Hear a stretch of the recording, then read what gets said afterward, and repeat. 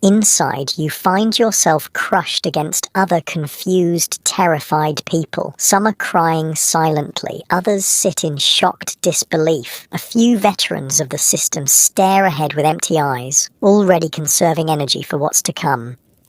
The interrogation that follows makes no sense because it's not supposed to. It's theatre. Logic has no place here. You're asked to confess to absurd crimes, to implicate friends in conspiracy plots that never existed. The interrogator, bleary-eyed from an endless shift of extracting confessions, doesn't care about the truth. He cares about meeting his quota of confessions. Just sign, he says, pushing a document toward you. It'll be easier for everyone.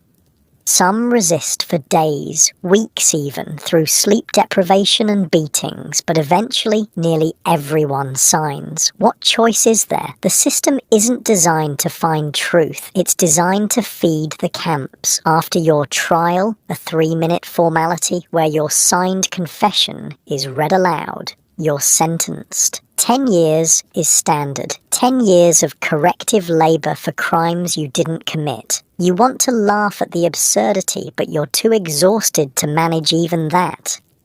The journey to the camps is where the real horror begins. Prisoners call it ETAP, transit. You're herded into train cars meant for cattle. 80 people crammed into a space designed for 8 cows. There's one small window covered with bars and a hole in the floor for a toilet. The stench becomes unbearable within hours.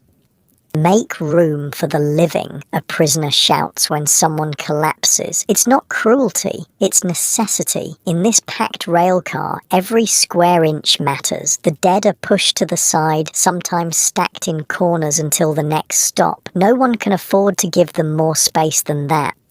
The journey can last weeks, depending on your destination. The most feared camps are in Kolyma, in the far northeast of Siberia. Getting there means not just the train ride, but also a sea voyage on ships just as crowded and filthy as the trains. Prisoners call these ships floating coffins. Many don't survive the journey. The food on the transport is a daily ration of about 300 grams of bread, roughly the size of your fist, and soup so thin it's practically hot water with a rumour of cabbage. This isn't enough to survive on, but that's by design. The weak will die on the journey. The system considers this efficient.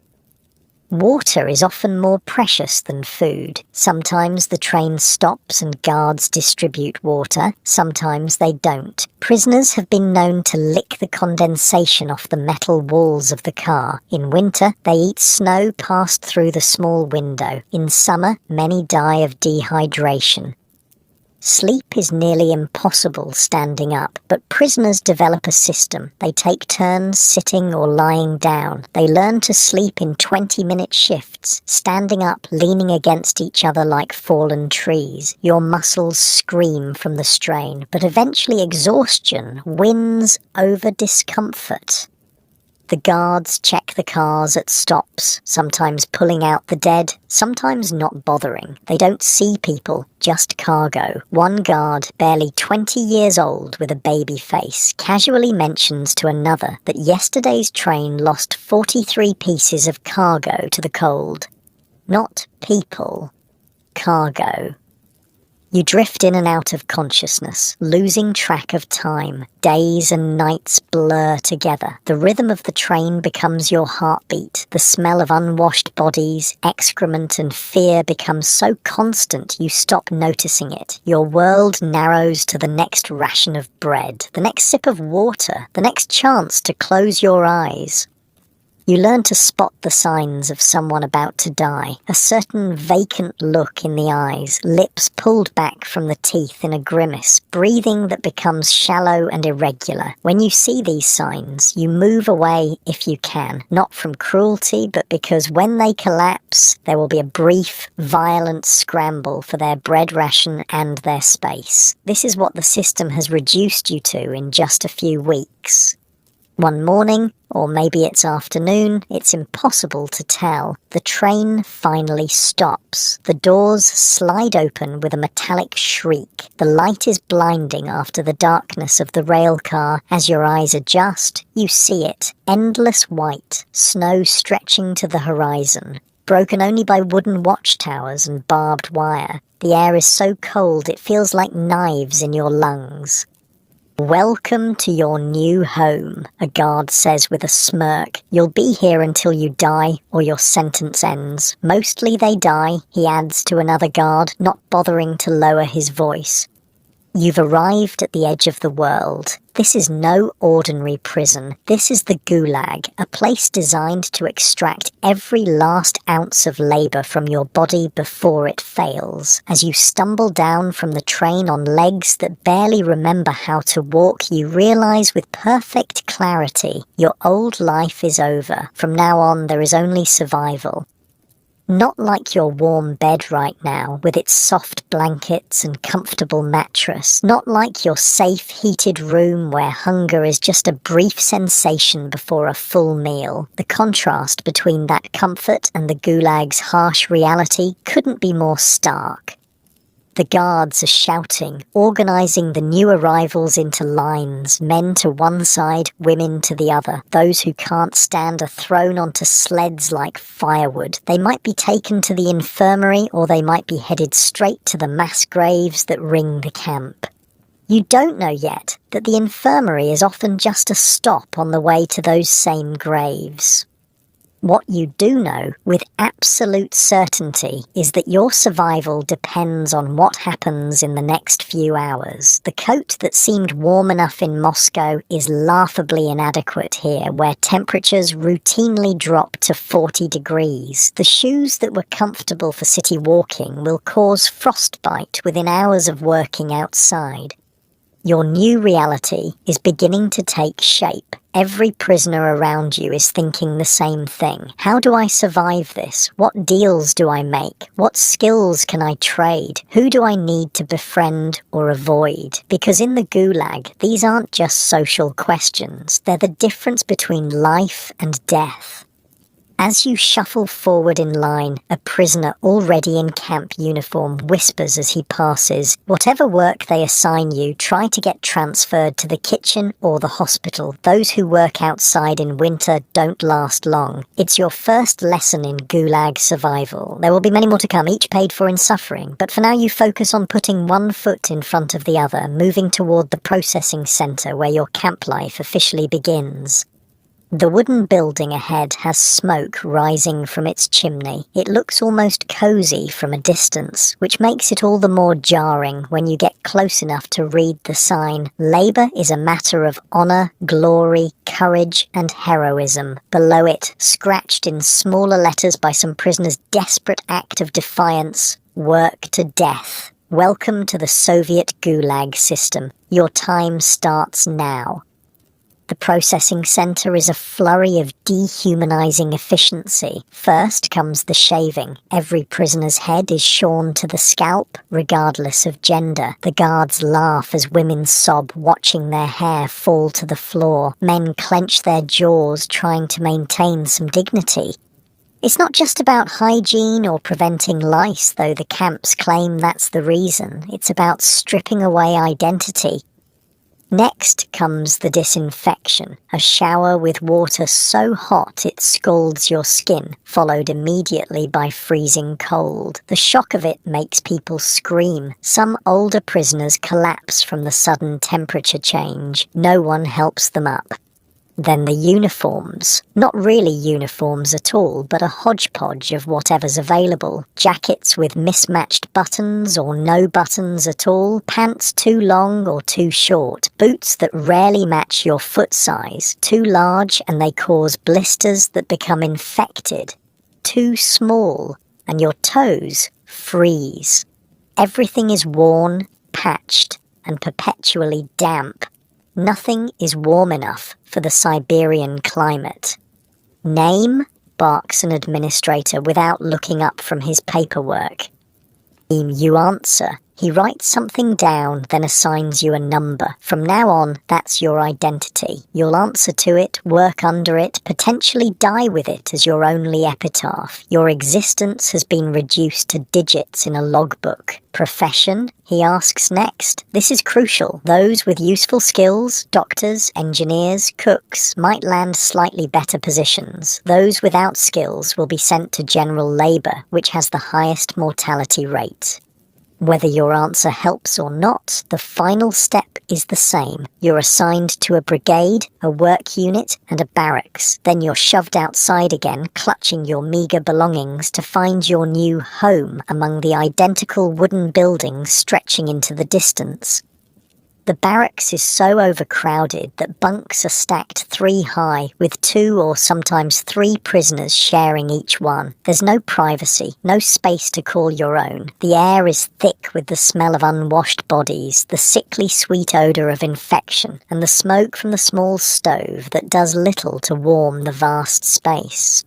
A prisoner who's been there longer explains the system as you try to find a place to sleep. Work assignments come at 5 tomorrow morning. Food rations depend on how much work you do. Don't steal from other prisoners. They'll kill you for a crust of bread here. Don't trust the criminals. Don't cross the guards. And don't get sick.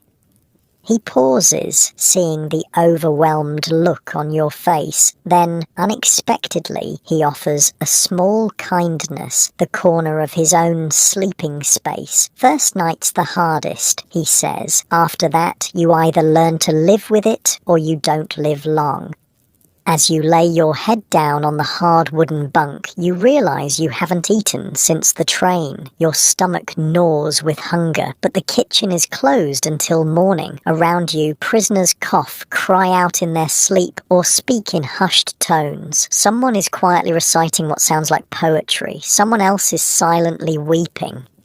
The reality of your situation crashes over you in waves. 10 years in this place. You've been here less than a day, and already it feels like an eternity. How will you survive a decade? How will you survive the winter that's only just beginning? Outside, the northern lights dance across the sky, beautiful and indifferent to the suffering below. Inside, you close your eyes and try to remember the face of someone you loved in your previous life. It feels like grasping at smoke. The Gulag has a way of erasing everything but the present moment, and the present is nothing but cold, hunger, and fear.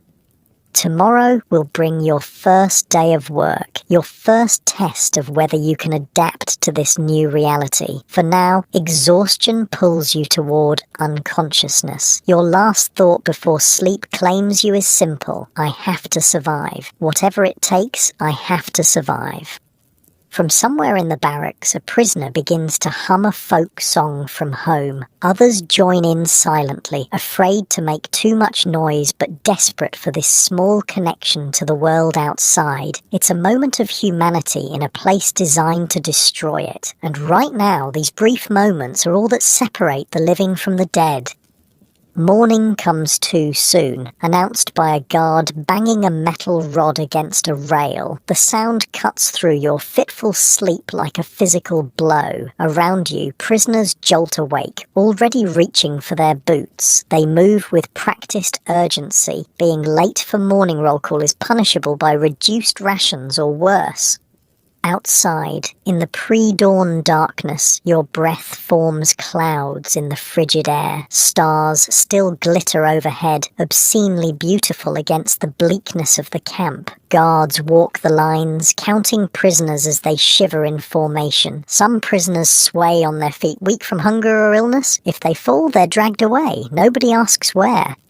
As the sun finally breaches the horizon, casting long shadows across the snow, you get your first real look at the camp in daylight. Watchtowers loom at regular intervals along the perimeter fence. Guards with rifles pace along walkways, their breath visible in the cold. Beyond the fence is nothing but taiga, the vast Siberian forest that forms a natural prison. Even if you could somehow get past the fence and the guards, the wilderness itself would kill you within days.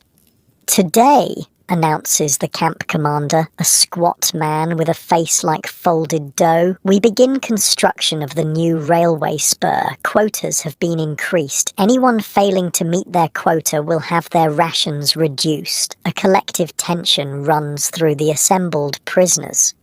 Increased quotas mean more deaths. Everyone knows it, including the commander. He doesn't care.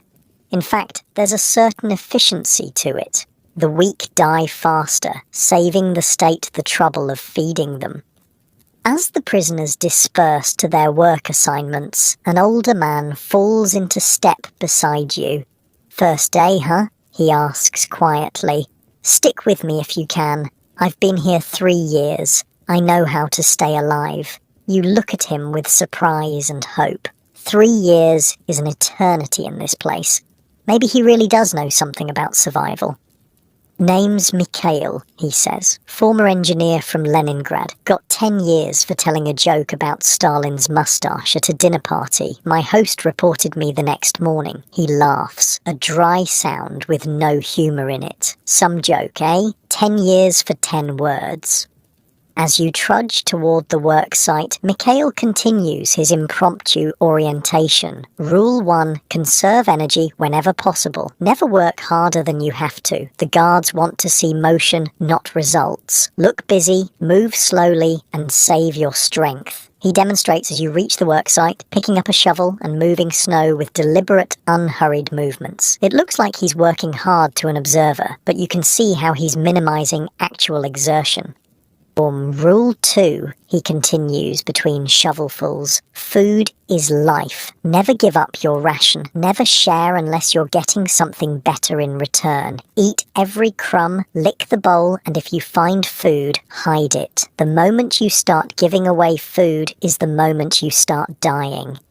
Around you, hundreds of prisoners are clearing snow, digging through the frozen ground, or carrying materials. Many look like walking skeletons, their uniforms hanging off emaciated frames. They move like automatons, eyes fixed on nothing, conserving even the energy it would take to look around.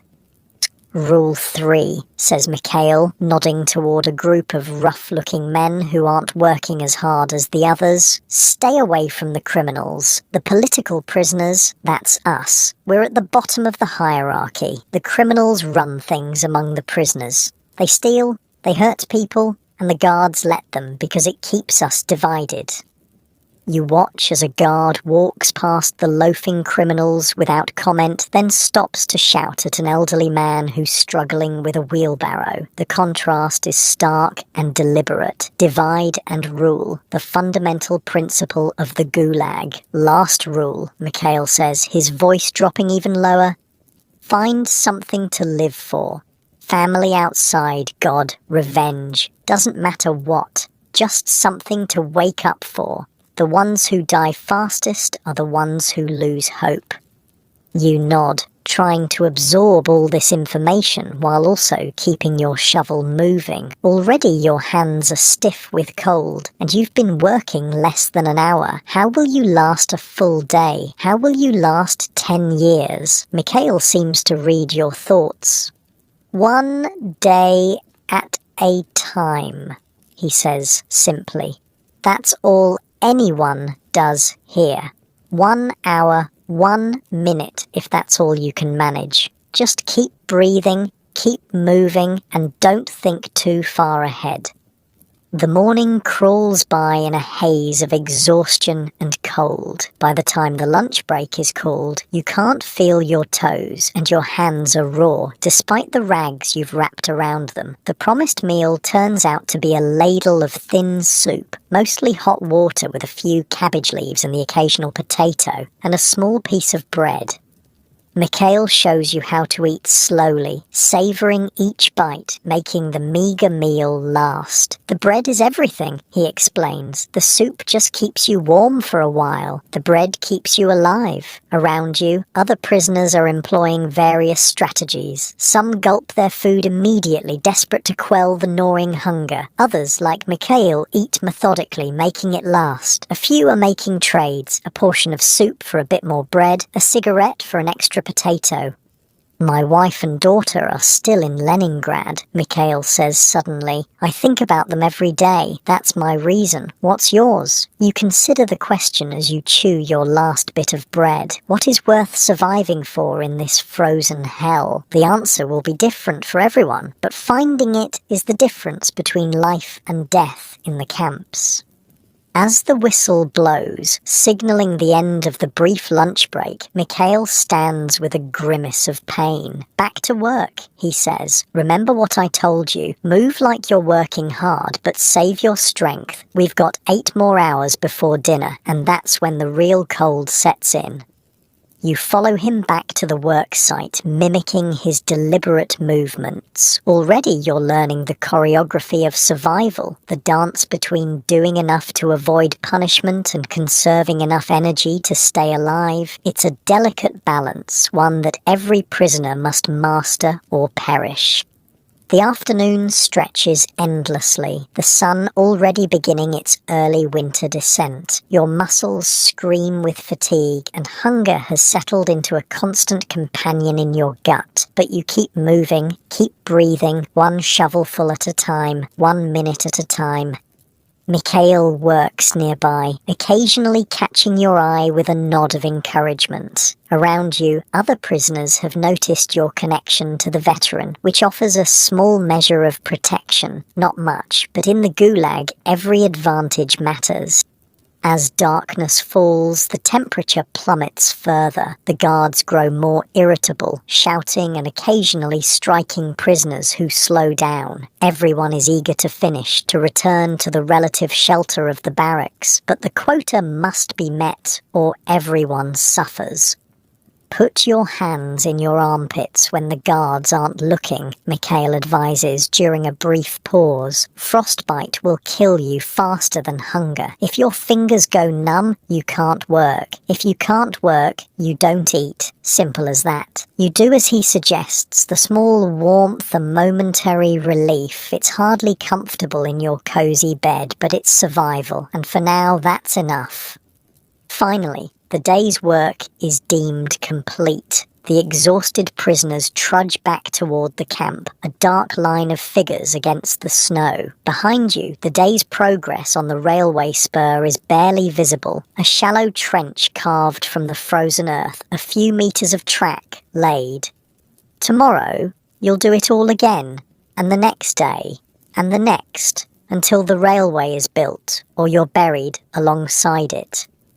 Back in camp, the evening meal is similar to lunch, thin soup and bread, with the addition of a small piece of salt fish for those who met their quota. The nutrition is inadequate for the calories burned during work, ensuring a slow starvation even for those who receive full rations. After dinner, prisoners have a brief period of free time before lights out. Some mend clothing with precious scraps of thread. Others carve small items to trade. Cups from birch bark, spoons from wood, crude needles from bone. A few gather in corners to whisper stories or recite poetry remembered from better days. Mikhail introduces you to a small group of his friends, other political prisoners who have formed a loose alliance for mutual protection. There's Anna, a former university professor sentenced for possessing banned books. Pavel, an accountant who made the mistake of questioning production figures. And Dmitri, a factory worker arrested simply because the NKVD needed to fill a quota of arrests. New arrivals come and go, Anna explains, her once elegant hands now calloused and cracked. Most don't make it through the first winter. We try to help when we can, but she trails off, the unspoken reality hanging between you. In the Gulag, survival often means making hard choices about who to help and who to let go. As you settle onto your shared bunk for the night, aching in every muscle, Mikhail offers one final piece of advice. Tomorrow will be harder than today. Your body isn't used to this work, but the day after will be a little easier, and the day after that. If you make it 2 weeks, you might make it 2 months. If you make it 2 months, you might make it a year. And after that, he shrugs. After that, you're one of us, the lucky ones. Lucky. The word seems absurd in this context, but as you look around at the survivors, gaunt, hardened, but alive, you understand. Luck plays its part, but so does adaptability, intelligence, and sheer stubborn will. These are the tools of survival in the Gulag, as essential as bread and warm clothing. As exhaustion pulls you towards sleep, you wonder what version of yourself will emerge from this experience, assuming you survive at all. The Gulag doesn't just work the body to destruction, it transforms the soul, forcing impossible choices and stripping away everything but the most elemental human drives. Tomorrow brings another day of labour, another test of endurance, but for now, you've survived your first day in the Soviet Gulag. It's a small victory in a place where even breathing feels like an act of defiance against a system designed to crush the human spirit. The last thing you hear before sleep claims you is Mikhail's voice, quiet in the darkness. Remember, one day at a time, just one day at a time. You wake to the sound of the barracks door slamming open. For a brief, blissful moment, you forget where you are. Then reality crashes back. The hard wooden bunk beneath you, the smell of unwashed bodies, the ache in every muscle. You've survived your first night in the Gulag. Up! Up! Now! A guard shouts, banging his truncheon against the wall. Around you, prisoners move with practiced efficiency. No one speaks. No one complains. They pull on their boots, straighten their threadbare jackets, and move toward the door like sleepwalkers. You follow, still clumsy with exhaustion and unfamiliarity. Mikhail appears at your side. "Sleep okay?" he asks, his voice low. You want to laugh at the absurdity of the question, but you're too tired. Sleep had been fitful at best, the bunk too crowded, too hard, the barracks too cold despite the bodies packed inside. Roll call, Mikhail explains, happens in the dark during winter, makes the days feel even shorter. Outside, the prisoners form neat lines in the pre-dawn blackness. The temperature must be 30 below zero. The cold seeps through your clothes as if they're not even there. Your teeth chatter uncontrollably. The guard moves down the line, counting. When he reaches you, he pauses. "New meat," he says flatly. "You won't last till spring." Beside you, Mikhail stiffens but keeps his eyes forward. "Don't respond," he whispers when the guard moves on. "Never give them a reason to notice you." After roll call comes breakfast, a thin gruel that might have once been oats with a chunk of dark bread. The bread is frozen solid. Mikhail shows you how to tuck it inside your jacket against your body to thaw it enough to eat. "The bread is sacred," he says. "Never eat it all at once. Save some for later when hunger hits hardest." You notice that the veterans cut their bread rations into precise portions with small pieces of wire they keep hidden in their clothes. Some even sleep with their remaining bread, afraid it will be stolen during the night. As everyone files out for the day's work assignments, Mikhail steers you toward a squat man with a clipboard. "Work assignment officer," he explains. "Your job determines if you live or die. Outside work in winter is a death sentence. Inside work means survival." The assignment officer barely glances at you. "New arrival? Railway construction." Mikhail steps forward. "Comrade, this one has engineering experience. Could be useful in the workshop." The officer narrows his eyes, suspicious of this advocacy. "Who says?" "I worked with engineers in Leningrad," you lie, picking up on Mikhail's cue. "Factory design, mostly." The officer snorts. "Workshop's full. Railway." He makes a notation and waves you on. Mikhail sighs. Worth a try. Railway work is hard, but it could be worse. Could be logging or mining. Those'll kill you in weeks. Outside the main gate, prisoners are divided into work brigades. Each brigade has a leader, not a guard, but a prisoner given authority over the others. The brigade leaders are hard men with hard faces. Their position means better rations and less brutal work, but it also means being responsible for meeting quotas.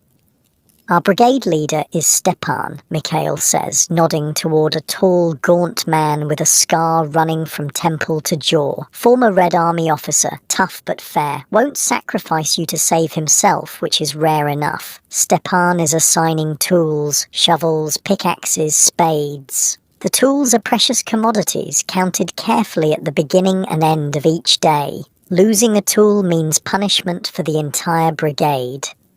Comrade engineer, Stepan says when you approach, using the lie you told earlier. His eyes are evaluating, not hostile. Mikhail vouches for you. That's enough for now. Take a shovel and stay close to him. Learn quick or die quick. Only 2 options here.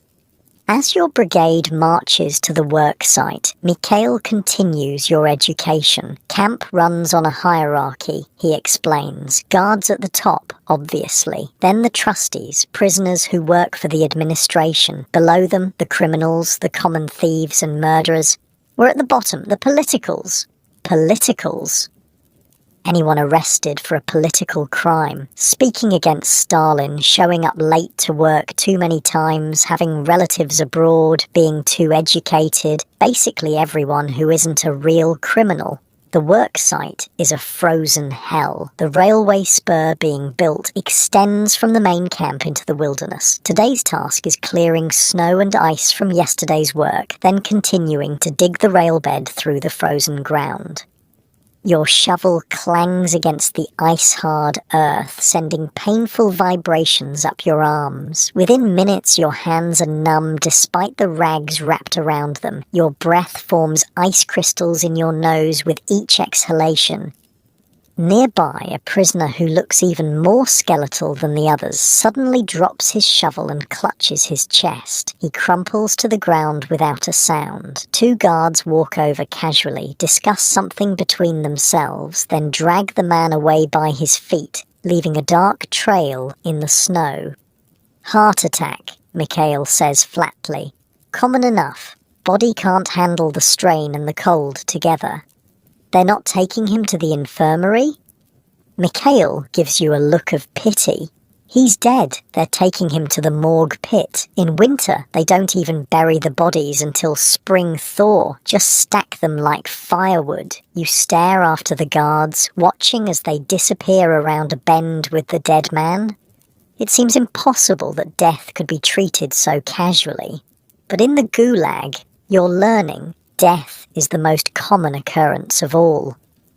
The work continues hour after hour. The sun barely clears the horizon before beginning its descent again. The short winter day offers little warmth and less comfort. Prisoners move mechanically, conserving energy and warmth, speaking only when necessary. At noon, there's a brief break for food. The ration is the same thin soup and bread. You sit with Mikhail and a few others from your barracks, huddled against the wind. How many die? You ask Mikhail.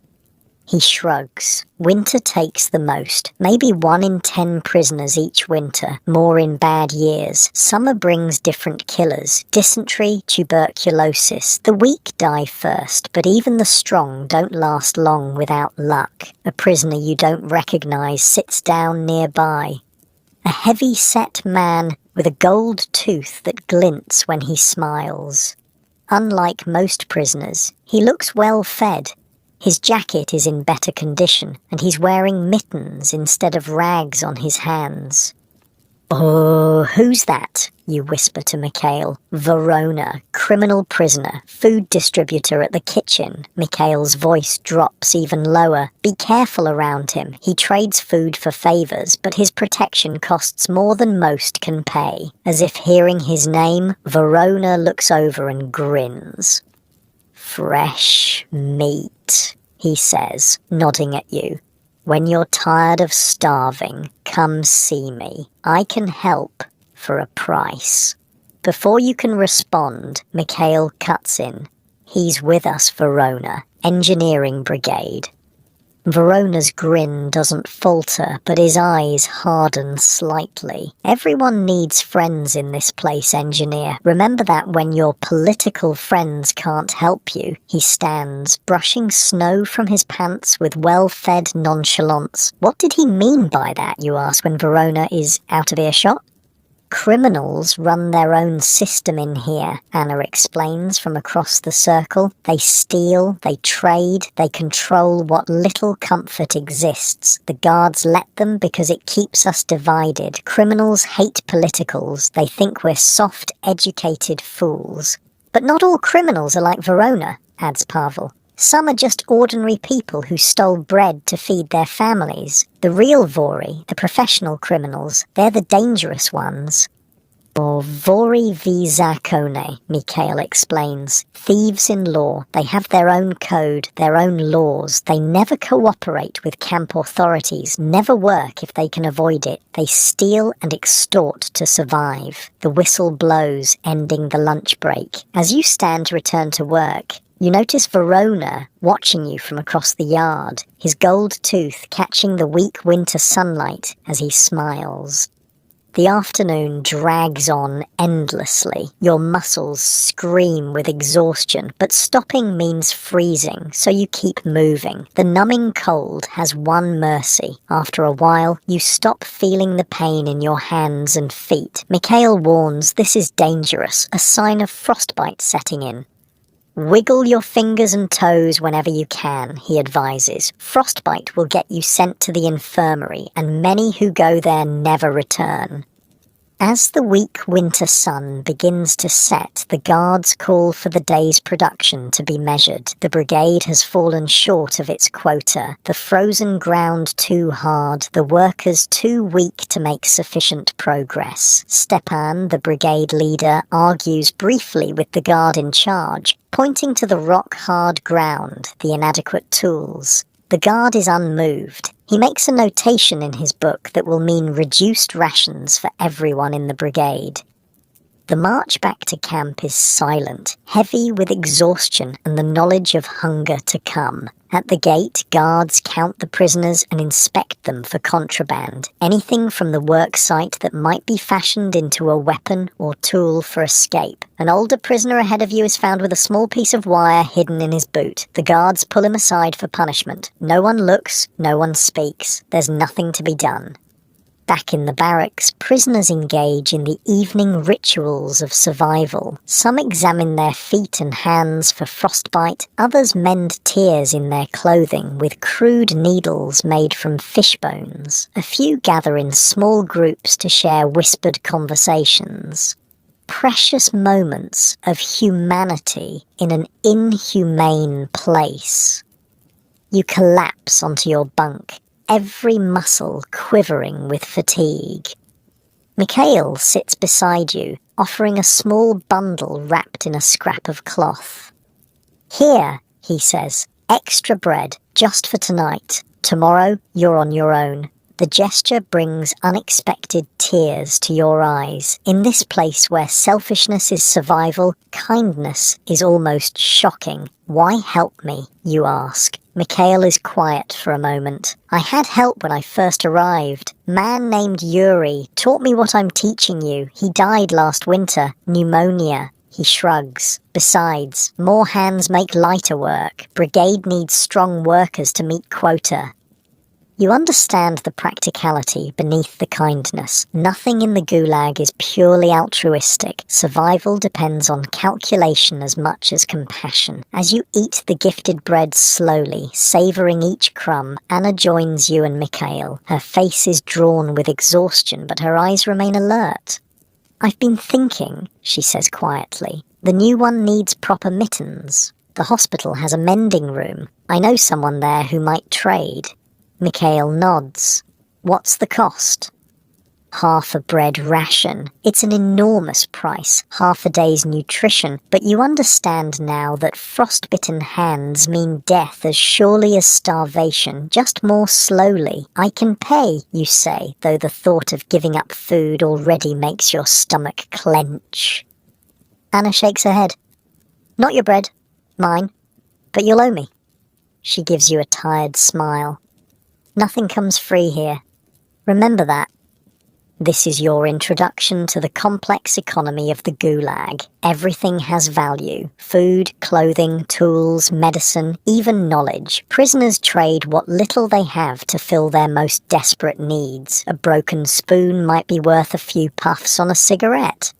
A needle could be traded for an extra ladle of soup. Everyone calculates constantly, weighing needs against resources.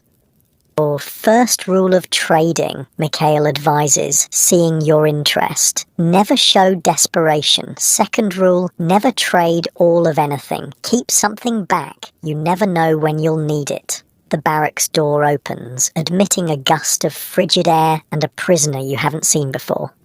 He's shorter than most, with quick, darting eyes that take in everything. Several prisoners nod to him with what looks like respect. "That's Isaac," Mikhail whispers. "Camp doctor. Unofficial, of course. The official doctors barely treat politicals. Isaac was a surgeon in Moscow before his arrest. Now he trades medical help for whatever he can get." "What was his crime?" you ask. "Jewish," Mikhail says simply. "That's enough these days." Isaac makes his way through the barracks, stopping to check on several prisoners. He changes a crude bandage here, examines a swollen joint there. Finally, he reaches your group. "Or new arrival?" he asks, eyeing you professionally. "Let me see your hands." You hold them out, red, cracked, already showing signs of the damage to come. Isaac clicks his tongue disapprovingly. "You'll lose fingers like this," he says. "Maybe worse." From a hidden pocket he produces a small tin of what looks like grease. Bare fat mixed with pine resin. Rub it in every night. Not enough, but better than nothing. He hands you the tin, a treasure beyond price in this place. You stare at him, uncomprehending. "What do I trade for this?" Isaac's smile is tired but genuine. "First one's free. After that we talk payment. Maybe you have skills I can use?" You begin. Then remember the role you've claimed. "Engineering. Design." Isaac nods thoughtfully. "Good. I need someone who can draw. Medical diagrams for teaching the assistants. Come see me when your hands heal enough to hold a pencil." After he moves on, you turn the small tin over in your hands, still bewildered by this unexpected gift. "Don't look so surprised," Anna says. "We help each other when we can. Not from kindness, from necessity. No one survives alone here." Mikhail nods agreement. "The authorities expect us to turn on each other like animals. Sometimes we do. But there's resistance in cooperation, in remembering we're human. Small defiances, but they matter." As night settles fully over the camp, the barracks grows quiet. The small stove in the centre provides meagre heat, and prisoners huddle on their bunks, conserving warmth. Some cough, the racking wet cough that signals tuberculosis or pneumonia. Others whimper in their sleep, caught in nightmares no worse than their waking reality. You apply Isaac's ointment to your raw hands, the sharp smell of pine resin cutting through the barrack's stale air. The relief is immediate, a small mercy in a merciless place. "Tomorrow will be harder," Mikhail says, settling onto the bunk beside you. "Second day always is. Body rebels against what you're asking it to do. But the day after gets easier. And the day after that." "How do you know I'll last that long?" you ask. Mikhail studies you for a moment. "Something in the eyes," he says finally. "Some have already given up when they arrive, walking dead. Others still have fight. You're still fighting." You're not sure if he's right. Fighting seems impossible in this place where every element, cold, hunger, brutality, is designed to crush resistance. Yet something in you refuses to be extinguished, a stubborn ember of selfhood that even the Gulag can't quite smother. As you drift towards sleep, you hear soft voices from a corner of the barracks. Someone is reciting poetry, Pushkin, you think, and others are listening in reverent silence. This small act of cultural remembrance feels suddenly, inexplicably important. They can take your freedom, your health, even your name, but as long as someone remembers Pushkin, something of civilization remains. You close your eyes, adding another lesson to your growing understanding of survival. Find the moments of humanity. Hold them close. They might keep you warm when nothing else can. Tomorrow will bring another day of brutal labor, bone-deep cold and gnawing hunger. But for now, you've learned the first lessons of Gulag life. You've begun to map the invisible landscape of power, trade and alliance that underlies the visible architecture of barracks and guard towers. You've taken the first steps on the long path of adaptation that might, with skill and enormous luck, lead to survival. The last thought before sleep claims you is surprising in its clarity. They can imprison your body, but your mind remains your own. In the Gulag, this might be the most important survival tool of all. As consciousness fades, the barracks dissolves into darkness, and for a moment, you're somewhere else entirely. Somewhere warm, safe, and far from this frozen hell. It won't last, this mental escape, but for now, it's enough. Morning comes too soon again. The same shouted orders, the same hurried preparation, the same watery gruel for breakfast, but something has changed. You move with slightly more purpose, slightly less confusion. You're learning. Look, Mikhail says, as your brigade marches to the work site. He points to a prisoner in a different brigade, a man who moves with a peculiar, shuffling gait. Self-maiming, cut his own foot to get out of work. They gave him 3 months in the punishment cells, then sent him back to work anyway. You watch the limping man with a mixture of horror and fascination. What drives someone to such desperation? Then again, after just 2 days in the Gulag, you're beginning to understand. At the worksite, Stepan, the brigade leader, makes an announcement. New system today. We work in pairs, experienced with new arrivals, faster workers with slower ones. Only way to meet quota. He pairs you with Mikhail, a kindness disguised as efficiency. Other new prisoners are paired with veterans as well. It's a survival strategy, the strong helping the weak enough to meet the collective goal, but not so much that they endanger themselves. Watch and learn, Mikhail says as you begin. Pace yourself. Work steady, not fast. Breathe deep but slow. Cold air can damage lungs if you gasp it in. You mimic his movements, finding the rhythm that balances energy conservation with productivity. By midday, you're working more efficiently, though your muscles still scream with each shovelful of frozen earth. During the lunch break, Anna approaches with a bundle. Your mittens, she says, handing them over. They're crude, fashioned from scraps of wool and leather, but far better than the rags you've been using. Half my bread ration for a week, she reminds you, starting tomorrow. You nod, understanding the transaction. In the warmth of your comfortable bed, this might seem exploitative, charging so much for simple mittens. But here, where survival hangs by the thinnest thread, it's simply the reality of existence. As you pull on the mittens, feeling the immediate relief they provide, Verona appears again. He watches the exchange with interest, then approaches your small group. "Oh, nice mittens, engineer," he says, gold tooth catching the light. "But you'll need more than warm hands to survive winter. Food is what keeps the heart beating." He produces a small package wrapped in cloth. "Extra rations, yours for a reasonable trade." "What kind of trade?" you ask, suspicious but also desperately hungry. Verona smiles. "Information. You're educated, yes? You hear things. Understand things. The guards talk more freely around engineers than common labourers. I just want to know what you hear." Mikhail's expression darkens. "He wants you to spy," he says flatly. "On us? On the guards? On anyone? Information is currency too." Verona's smile doesn't falter. Everyone trades something political. Some trade bread, some trade medicine. He taps his temple. Some trade what they know. Think about it, engineer. My offer stays open. He walks away, leaving the group in uncomfortable silence. Never trust him, Pavel says, quietly. Men like that survive by ensuring others don't.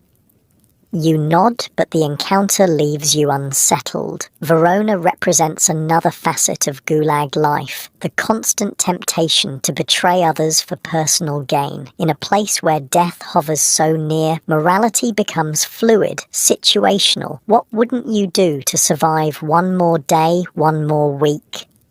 These questions follow you through the afternoon's labour. The work itself becomes almost meditative, the same motion repeated endlessly, your mind free to wander while your body performs its task. This separation of consciousness from physical suffering, you realise, is another survival technique. By the time the day ends, your brigade has almost met its quota. Not enough for bonus rations, but enough to avoid penalties. It's a small victory, celebrated with exhausted nods between workers as you trudge back to camp. In the barracks that night, Isaac checks your hands again, nodding approval at the mittens. Better, he says. You might keep all your fingers now. When can I start drawing for you? You ask, eager to repay the debt of the ointment. Soon, he says. Rest tonight. Hand injuries heal quickly if treated properly. As he moves away, Mikhail explains another aspect of camp life. Isaac trades medical help, but what he's really doing is building a network. People who owe him, people who respect him. That's real power here. Not fear, but gratitude and respect. You think about this as you settle onto your bunk, understanding more clearly now the complex web of relationships that sustains life in the camps. There's the official power structure, guards, administrators, trustees, and then there's the unofficial one. Doctors like Isaac, brigade leaders like Stepan, criminal bosses like Verona. Navigating these hierarchies is as crucial as physical endurance.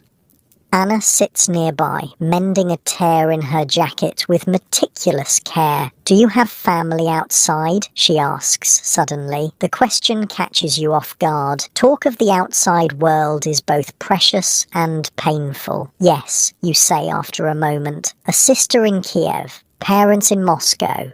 You? Husband and son, she says, eyes on her needlework. Arrested the same night as me. Different camps. I don't know if they're alive.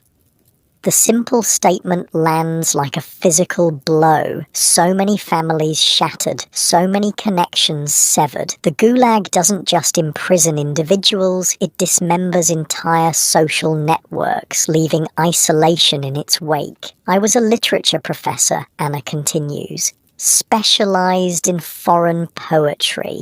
That was enough to make me an enemy of the state. My husband was a chemist. My son was 15. The past tense when speaking of them is telling. Not that she knows they're dead, but that she's trained herself to think of that life as over. Another survival technique, letting go of what can't be held. Around the barracks, similar quiet conversations unfold. Prisoners sharing fragments of their former lives, preserving memories like precious artifacts. This too is resistance, refusing to let the Gulag define their entire existence. As lights out approaches, Mikhail offers one final lesson for the day. Remember their names, he says, nodding toward the other prisoners. Remember their stories. In here, being remembered is the only immortality we have. You nod, committing to memory the names and faces around you. Mikhail the engineer, Anna the professor, Pavel the accountant, Isaac the doctor, Stepan the brigade leader, even Verona with his gold tooth and dangerous offers. This is your world now. These people, this barracks, the railway work site. The past recedes a little more each day. The future extends only as far as the next meal, the next work shift. But in this contracted present, you're learning to survive, hour by hour, breath by breath. As the barracks lights go out, plunging the space into darkness, relieved only by the dim glow of the stove, you realize you've completed your second full day in the Gulag. It's nothing, a drop in the ocean of your 10-year sentence. But it's also everything, proof that survival is possible, at least for now. Outside, the Arctic wind howls across the compound, rattling the barracks' walls. Inside, prisoners shift and murmur in their sleep, each lost in private dreams or nightmares. You lie awake a while longer, feeling the ache in your muscles, the gnawing in your stomach, but also something unexpected, a fierce determination to see tomorrow and the day after and the day after that. The Gulag is designed to break the human spirit, to reduce people to nothing more than units of labour to be used and discarded. Your resistance begins with this simple refusal, to remain human, to remember your name, to help others when you can, to accept help when it's offered. In your warm, comfortable bed right now, this might seem like a small thing, but in the frozen hell of the Soviet Gulag, it's everything. Days blend into one another in the Gulag. The routine becomes your anchor. Roll call at dawn, work until dusk, meagre meals, brief rest, then sleep. Repeat until you die or your sentence ends. After 2 weeks, you've settled into this rhythm, your body adapting to survive on too little food and too little rest. Congratulations, Mikhail says one morning. You've outlasted half the new arrivals from your transport. You hadn't noticed, but looking around, you realize he's right. Many faces from that first day are gone, taken by cold, hunger, or disease. Their bunks now occupied by newer arrivals, the cycle continuing without pause. Today is Sunday, the one day each month when prisoners don't work. Not from any religious consideration, but because even the Soviet system recognizes that machines need maintenance. And in the Gulag, prisoners are just machines. What happens on free days, you ask Mikhail, as you finish your morning gruel? Depends, he says. Some rest, some trade, some try to improve their shelters. He glances around to make sure no guards are nearby. Smart ones learn. He leads you to a corner of the barracks where a small group has gathered around Isaac. The doctor is speaking quietly, drawing diagrams in the dust on the floor. Frostbite, he's explaining. First stage, the skin turns red and swollen. Second stage, blisters form. Third stage, the flesh dies and turns black.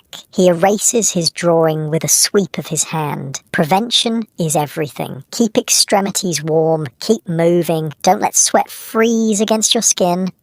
This is an improvised medical school, you realize. Isaac teaching basic survival medicine to anyone willing to learn. You join the circle, listening intently as he moves on to hypothermia, pneumonia, dysentery, the common killers of the camps. After the lesson, Isaac pulls you aside.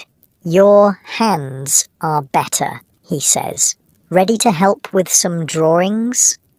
He produces a small scrap of paper and a stub of pencil, precious commodities in the Gulag. Your assignment is to draw anatomical diagrams from Isaac's descriptions, creating a crude medical reference that can be hidden from guards. Why the secrecy, you ask, as you sketch a diagram of the human respiratory system. Knowledge is power, Isaac says simply. They don't want us to have either.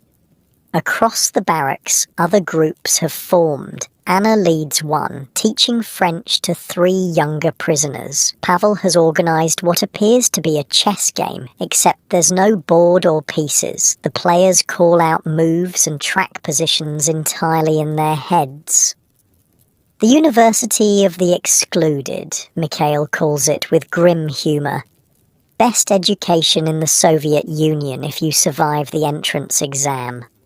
This intellectual resistance, preserving knowledge, culture, humanity in a system designed to destroy all three, strikes you as both futile and profoundly necessary. What good is poetry in a place where people freeze to death? What use is chess to the starving? And yet, these activities seem to sustain something essential that food and warmth alone cannot.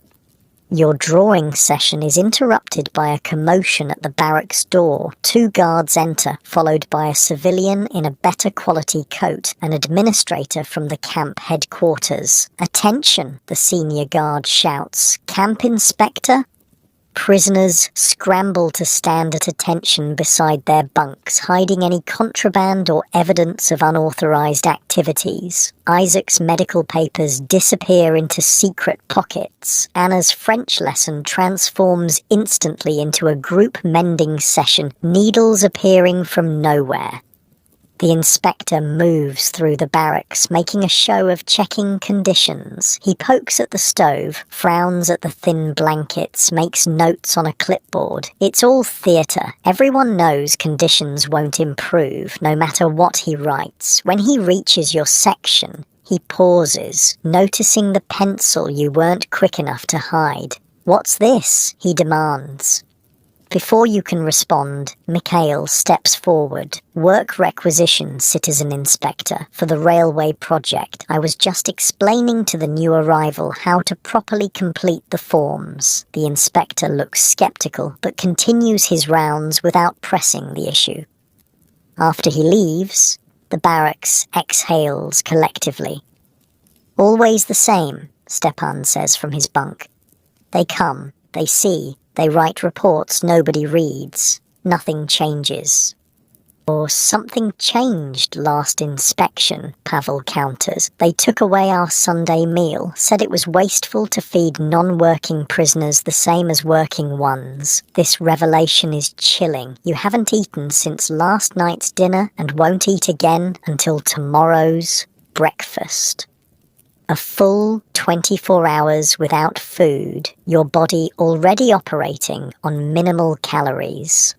The casual cruelty of this policy, the deliberate weakening of already starving people, is stunning in its calculation. Why do they bother with inspections at all, you ask? Anna gives a bitter laugh. Bureaucracy. The Soviet system runs on papers and stamps and signatures. Someone in Moscow needs to check a box saying the camps were inspected. And occasionally, Isaac adds quietly, they need to find someone to blame when too many prisoners die. A commandant here, a doctor there, sacrifices to the great Soviet efficiency machine. As the day wears on, you witness the various ways prisoners use their free time. Some sleep, catching up on rest their bodies desperately need. Others engage in the camp's underground economy, trading food for services, clothing for medicine, information for protection.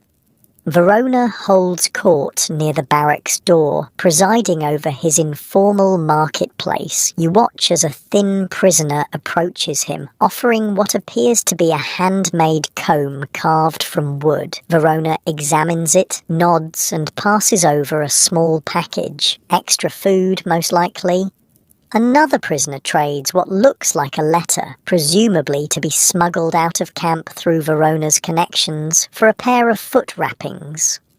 He has contacts among the civilian workers, Mikhail explains, following your gaze. Guards, too. Anything can be had for a price, and Verona sets the prices. How does he get away with it, you ask? The guards must know. Of course they know. They're part of it. Guards need things too. Vodka, tobacco, news from home. The smart ones work with prisoners like Verona rather than against them. This symbiotic corruption, each party using the other for mutual benefit, seems to be one of the few functioning systems in the camp. It's exploitative and brutal, but it creates channels through which scarce resources can flow, keeping alive those who otherwise might perish. Later in the afternoon, Stepan organizes a small group to repair the barracks roof, which has begun to leak as winter gives way to the brief muddy spring. You volunteer, grateful for any activity that generates body heat on this food-free day. On the roof, working with scavenged materials to patch holes, you get your first clear view of the entire camp. The sight steals your breath, not just your barracks and work area, but dozens of similar structures stretching into the distance, each surrounded by fence and guard towers, each filled with hundreds of prisoners. The scale of the Gulag system suddenly becomes tangible. Not just your suffering multiplied, but thousands upon thousands of similar stories playing out simultaneously. How many camps like this are there? You ask Stepan as you hammer a piece of scrap metal over a hole. Hundreds, he says grimly, from here to the Pacific, some bigger, some smaller, all the same in what matters. And how many prisoners total? Stepan shrugs. Millions. Nobody knows exactly, not even the authorities, I think. Too many to count, too many to bury properly, just statistics on some bureaucrat's desk in Moscow. The vastness of it, this continent-spanning archipelago of suffering, makes you dizzy. Your individual pain, significant as it is to you, becomes a single drop in an ocean of misery. The Soviet system has industrialized imprisonment on a scale never before seen in human history.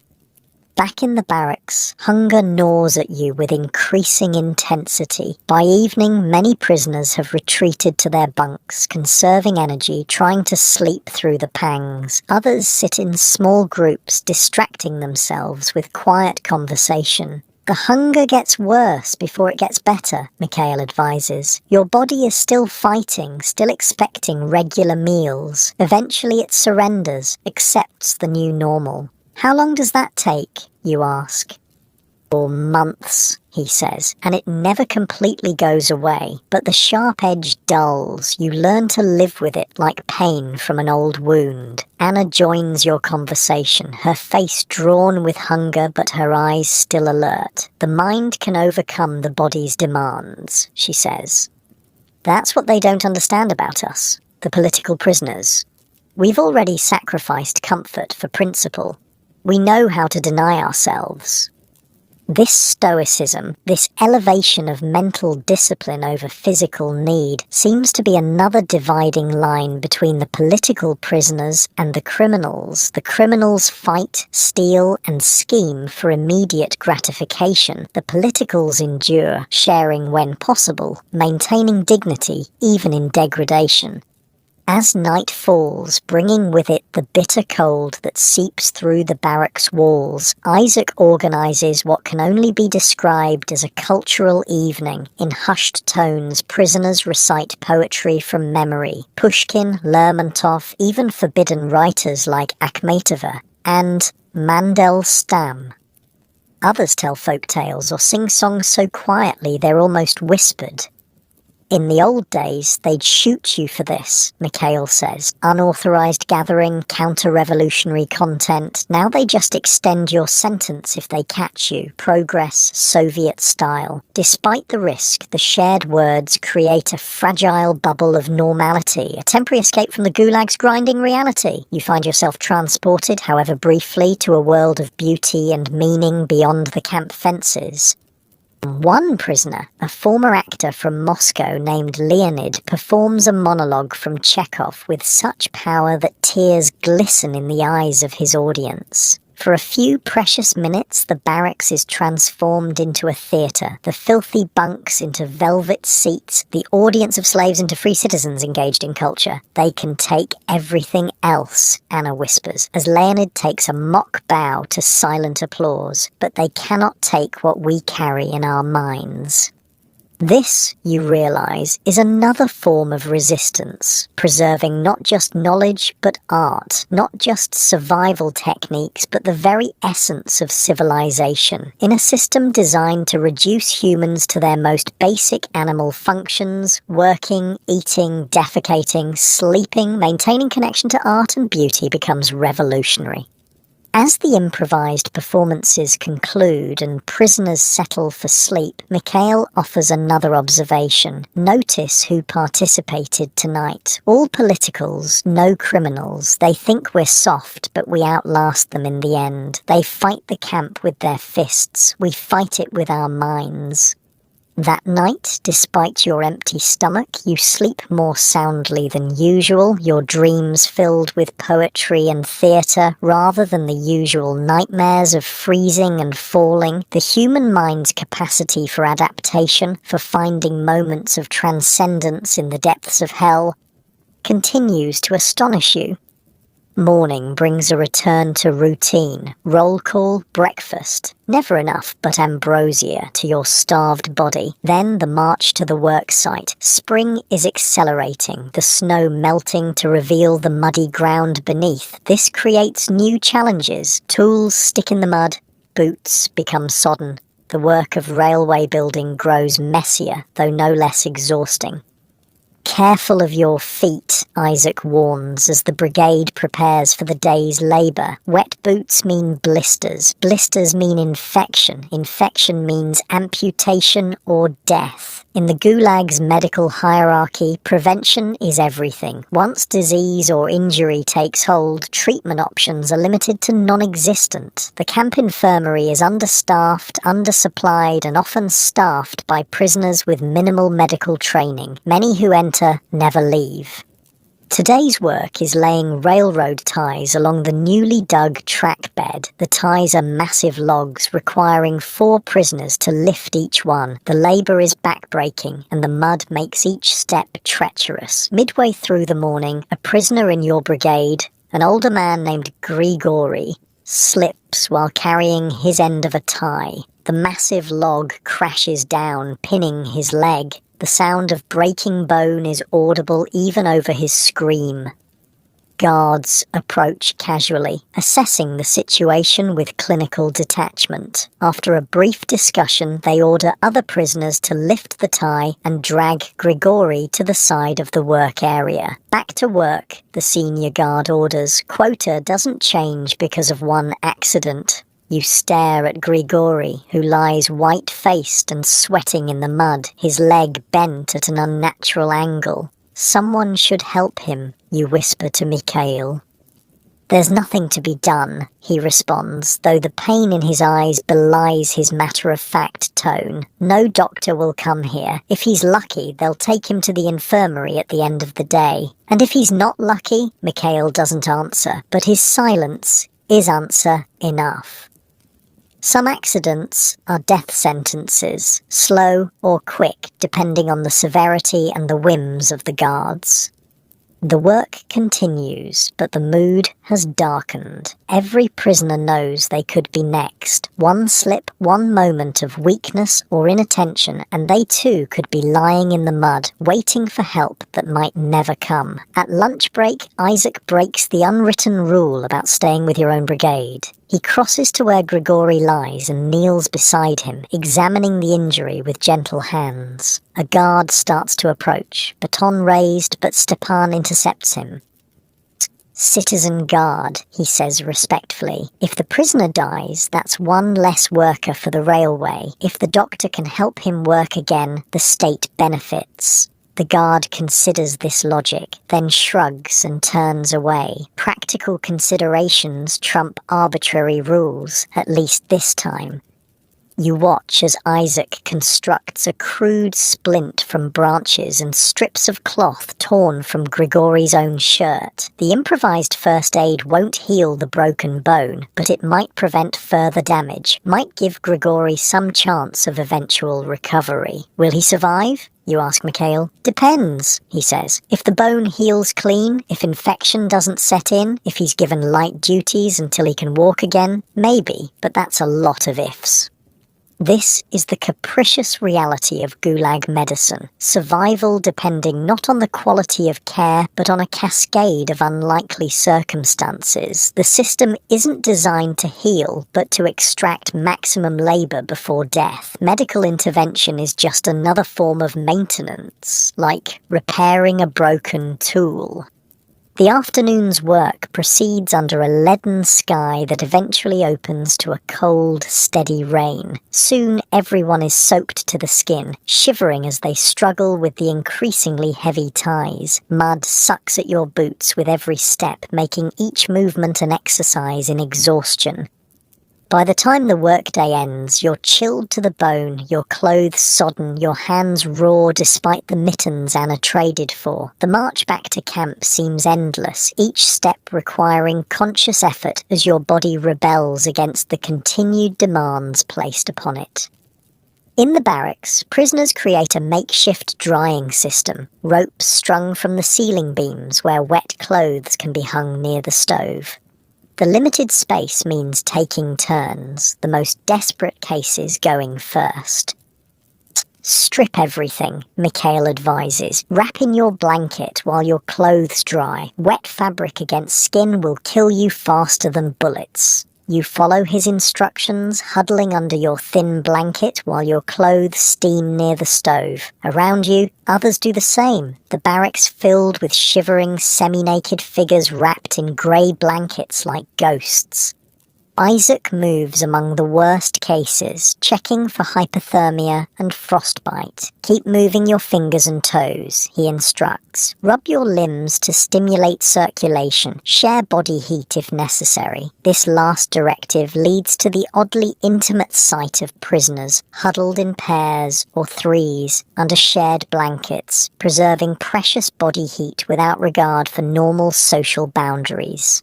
In the Gulag, such conventions become meaningless luxuries. Survival trumps modesty, pride, personal space. Dinner is the usual thin soup and bread ration, but to your cold, exhausted body, it might as well be a feast. You eat slowly, methodically, as Mikhail taught you, extracting every possible calorie from the meagre meal. Grigory is brought in on a makeshift stretcher just before dinner. His face grey with pain, but his eyes open. He's placed on his bunk, and Isaac immediately goes to check on him. They're letting him stay, you ask, surprised? Not taking him to the infirmary? Infirmary's full, Pavel explains. Spring thaw brings illness, pneumonia, influenza, tuberculosis flaring up. They only take the most serious cases, or those they think might actually recover and work again. This calculated triage, based not on medical need but on productive potential, is yet another way the Gulag system reduces humans to units of labor. A prisoner's value lies solely in their ability to work. Once that ability is compromised beyond a certain threshold, they become expendable. After dinner, as the barracks settles into evening routines, you find yourself part of a small group gathered around Grigory's bunk. Isaac has organized a nursing rotation, prisoners taking turns to monitor his condition, help him eat, assist with personal needs. You volunteer for a shift, moved by this collective care for a man who, 2 months ago, was a stranger.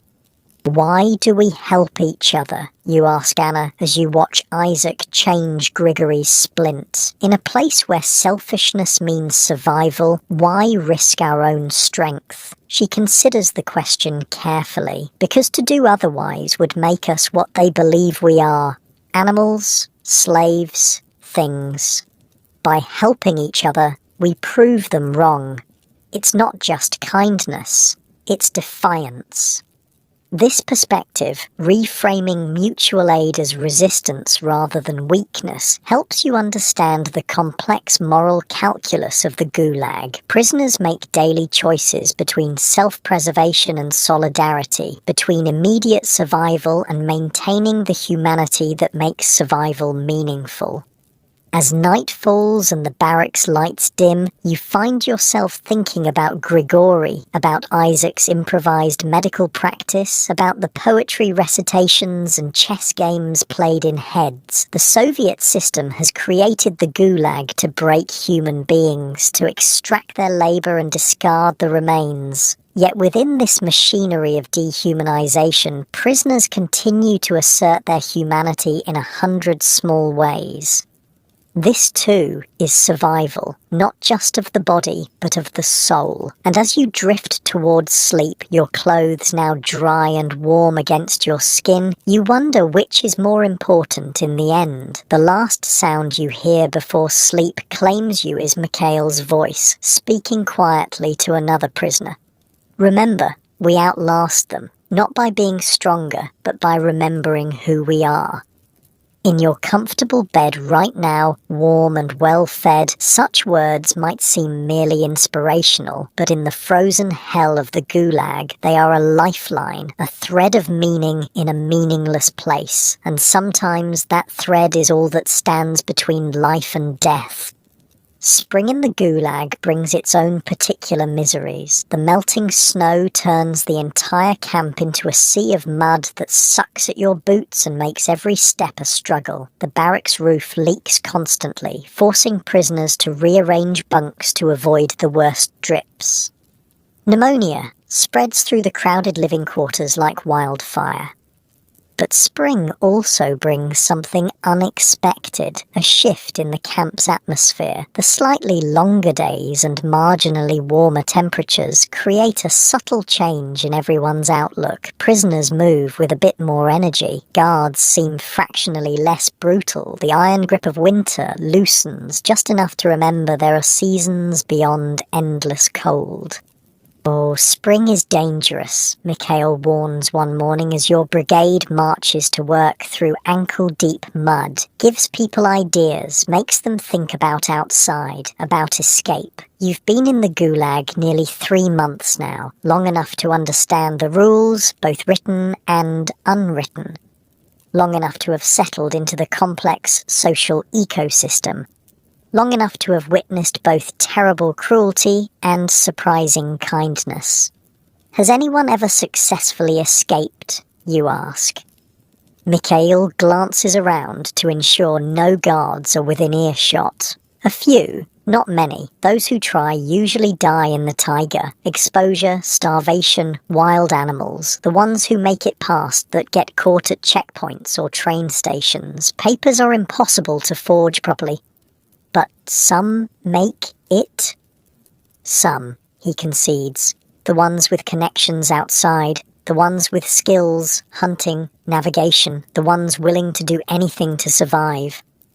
His emphasis on anything tells its own story. Successful escape often means betraying others, stealing supplies that might mean death for those left behind, perhaps even killing to avoid capture. The moral cost is as high as the physical risk.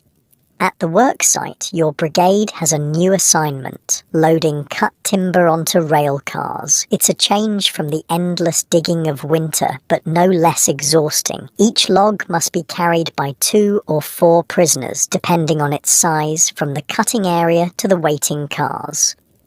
Midway through the morning, a commotion breaks out near the tree line. Guards shout and run toward the forest, rifles ready. The senior guard orders all prisoners to kneel in the mud, heads down. Nobody moves or speaks as shots ring out in the distance.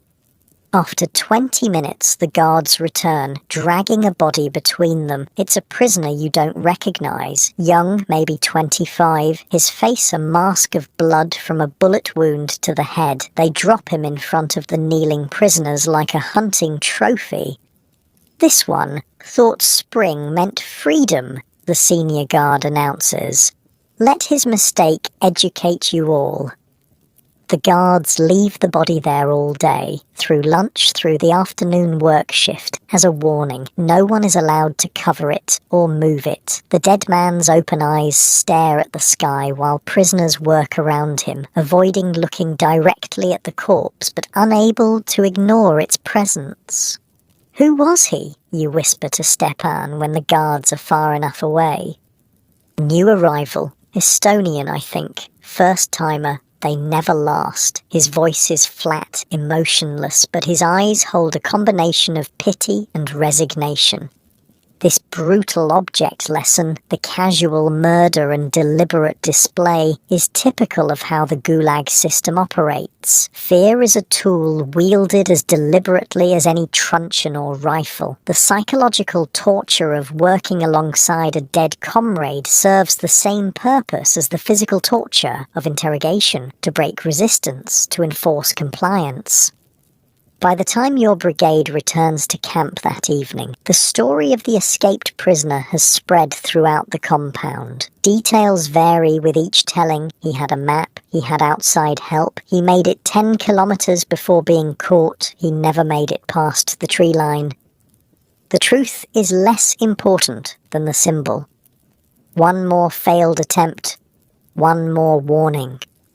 In the barracks, the conversation inevitably turns to escape, not plans. No one would be foolish enough to discuss actual plans, but philosophy. Is it better to risk everything for freedom or to survive within the system? Is a likely death in the wilderness preferable to slow death in the camps? I wouldn't try it, Pavel says firmly. Not worth the risk. My sentence is only 8 years. I can survive that. 8 years might as well be 80, counters a prisoner named Victor, a recent transfer from another camp. They'll extend it when you're done. Find some new charge. Nobody really serves just their original sentence. This bitter truth hangs in the air. The Soviet system is designed to keep enemies of the state permanently removed from society. Even those who survive their sentences are often sent into permanent exile, forbidden from returning to their homes or families. What about you, engineer? Verona asks, joining the conversation uninvited. He's taken to calling you by this nickname, a small reminder that he knows the lie you told to improve your position. Would you make a run for it if you could? The question feels like a trap. Admit you would escape, and Verona might report you as a flight risk for some advantage. Claim unwavering loyalty to the system, and you lose credibility with the other politicals. I think about my family, you say carefully. What would happen to them if I tried and failed? Verona nods, seemingly satisfied with this non-answer. Smart, very smart. Family is a chain that binds tighter than any fence. This is one of the Soviet system's most effective controls. Collective punishment. If you escape, your family suffers. If you resist, your loved ones pay the price. This knowledge keeps many prisoners in line more effectively than any physical barrier. As Verona moves away, Mikhail leans closer. Be careful with him, he warns, not for the first time. He's building something with you, a trap maybe, or an alliance. Either way, it's dangerous. You've noticed Verona's increasing interest, the casual conversations, the small gifts of extra food or tobacco, the questions about your background. He's cultivating you for some purpose, though whether as an informant, a smuggler, or something else remains unclear. The dynamics between criminals and politicals create a constant tension in camp life. The criminals, with their own code and hierarchy, control much of the underground economy. The politicals, with their education and technical skills, have access to certain privileges through work assignments. The two groups coexist in an uneasy balance, neither fully trusting the other. Why do the guards favour the criminals? You ask Mikhail later that night. They let them run their rackets, give them better jobs. It doesn't make sense. Divide and rule, he explains. Set prisoner against prisoner, and we're too busy fighting each other to resist the system. Plus, criminals understand the guards. They speak the same language of power and violence. We politicals confuse them with our books and ideas. This insight that education and moral principles can be viewed as more threatening than theft or violence illuminates the upside-down values of the Soviet system. Thought is the real crime. Physical transgressions are merely administrative problems. The next morning brings a rare, event, a new guard assignment. The regular guards who've overseen your brigade for months are replaced by unfamiliar faces, younger men with harder expressions. Trouble, Stepan mutters as you line up for roll call. New guards mean new rules. New rules mean mistakes. Mistakes mean punishment. His prediction proves accurate almost immediately. The new senior guard announces changes to work procedures, faster pace, higher quotas, stricter break schedules. When Pavel asks a clarifying question about tool assignments, he's pulled from the line and beaten with a truncheon until he can't stand. "Anyone else need clarification?" the guard asks, breathing heavily from the exertion of the beating. No one speaks. Pavel is dragged to the side, where he curls into a protective ball, blood seeping from a gash on his forehead. The day's labor proceeds under this new, harsher regime. Guards shout constantly, pushing prisoners to work faster, threatening punishment for any perceived slowness. By midday, 3 more prisoners have been beaten for failing to keep pace. "Or why the change?" you whisper to Mikhail during a brief moment when the guards are distracted. "Could be anything," he says. "New camp commandant wanting to impress superiors, production quotas from Moscow, or just new guards wanting to establish dominance." He shrugs. "Does it matter? Results the same?" This arbitrary nature of authority, the way rules can change overnight without explanation or appeal, is another cornerstone of the Gulag system. Prisoners can never feel secure in their understanding of what's permitted or forbidden. Punishment can come at any time, for any reason or no reason at all. The heightened tension continues through the afternoon. Everyone works with desperate energy, trying to avoid becoming the next example. The guards seem to feed on this fear, growing more aggressive rather than less as they sense the prisoners' terror. When work finally ends, the march back to camp is silent, each prisoner lost in private exhaustion and dread. Pavel, barely able to walk from his beating, is supported between 2 others. His face is a mask of dried blood and forming bruises. In the barracks, Isaac immediately goes to Pavel, cleaning his wounds and checking for signs of concussion. "Ribs are broken," he announces grimly. "Internal bleeding possible. He needs real medical attention." "They won't give it," Anna says flatly. "Not for a beating they themselves administered. This catch-22, injury at the hands of authorities disqualifying a prisoner from receiving treatment for that same injury, is just one more cruel absurdity of the system." Dinner that night is subdued, everyone painfully aware of how quickly conditions can deteriorate. The usual quiet conversations about home, about the past, about survival strategies give way to watchful silence. Even Verona and his criminal associates keep to themselves, sensing the shift in atmosphere. After lights out, unable to sleep despite your exhaustion, you hear a strange sound from the far corner of the barracks. Quiet sobbing, not from Pavel, who lies semi-conscious on his bunk, but from one of the guards' favourites, a prisoner trustee who helps in the camp office. "What's happening with him?" you whisper to Mikhail. "Letter from Moscow," he whispers back. His family was arrested last week. Wife, children, parents, all sent to different camps. The news sends a chill through you. The trustee had cooperated fully with the authorities, served as an informant, enjoyed better rations and easier work. None of it protected his family. The lesson is clear. There is no safety, no security, no position so privileged that it can't be stripped away in an instant.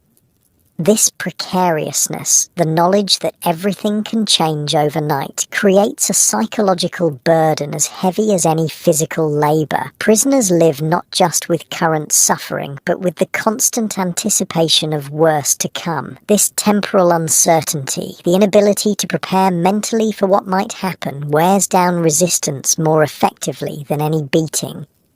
Morning brings more changes. The new guards have implemented a revised work schedule, 16 hours instead of 12, with reduced break times. The camp commandant has authorized this emergency measure to meet production quotas set by Moscow. They'll work us to death, Anna says quietly, as your brigade marches out. Her face shows no emotion, but her eyes hold a haunted look.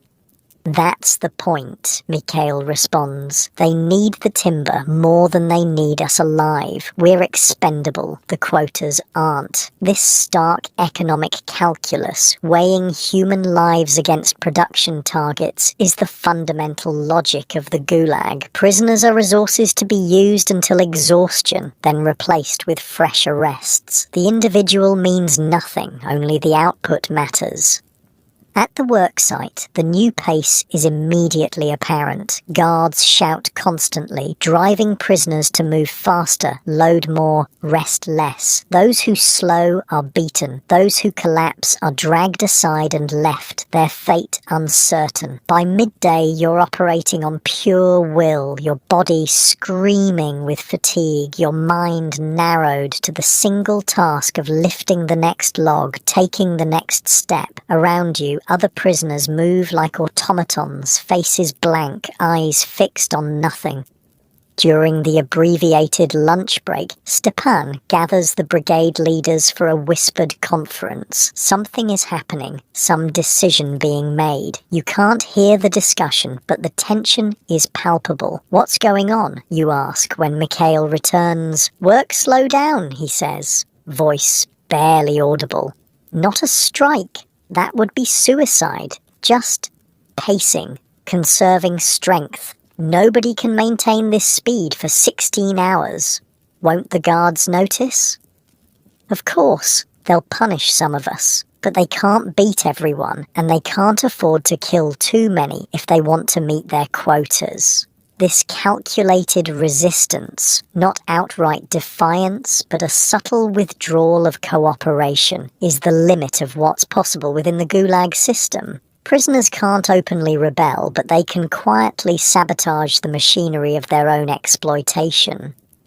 The strategy begins to take shape that afternoon. Movements become slightly slower, loads slightly lighter. When guards approach, the pace temporarily increases, then slows again when they move on. Individual prisoners take brief rests, covered by others who position themselves to block the guards' view.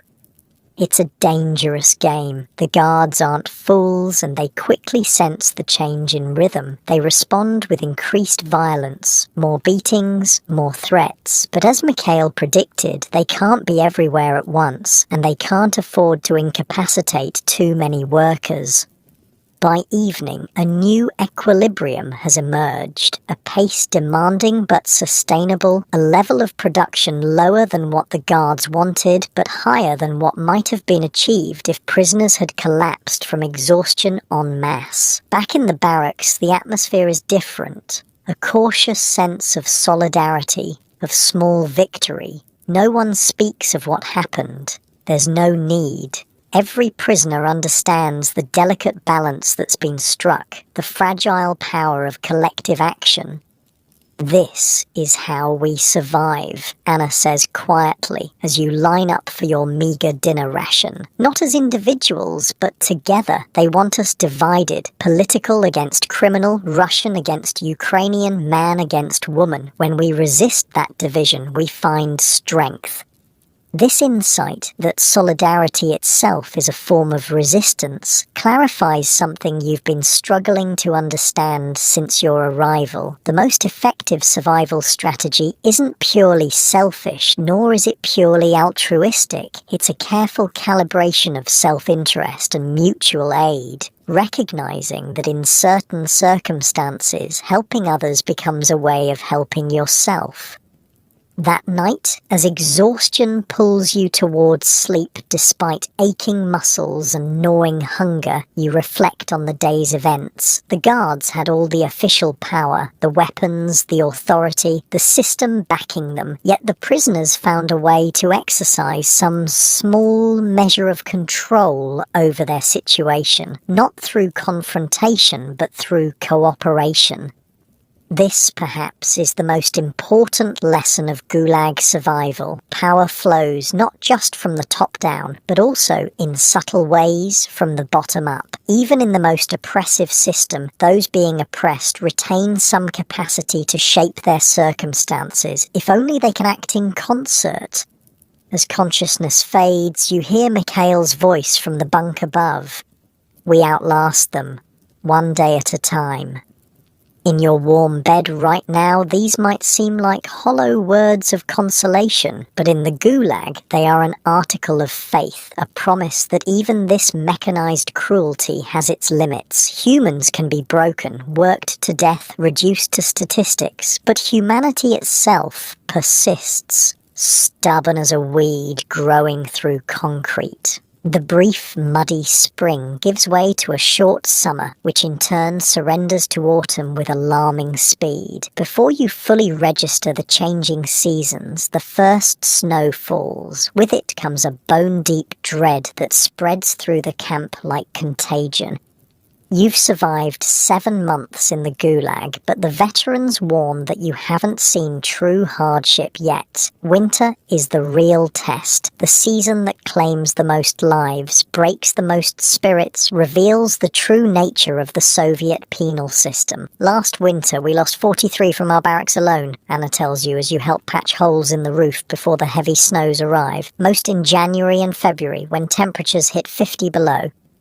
The preparations begin in early October. Everything in camp life shifts toward the singular goal of winter survival. Barracks are reinforced with whatever materials can be scavenged or stolen. Extra rags are collected to stuff into boots and gloves. Small hoards of food are hidden away against the days when work might be impossible, but rations are still reduced.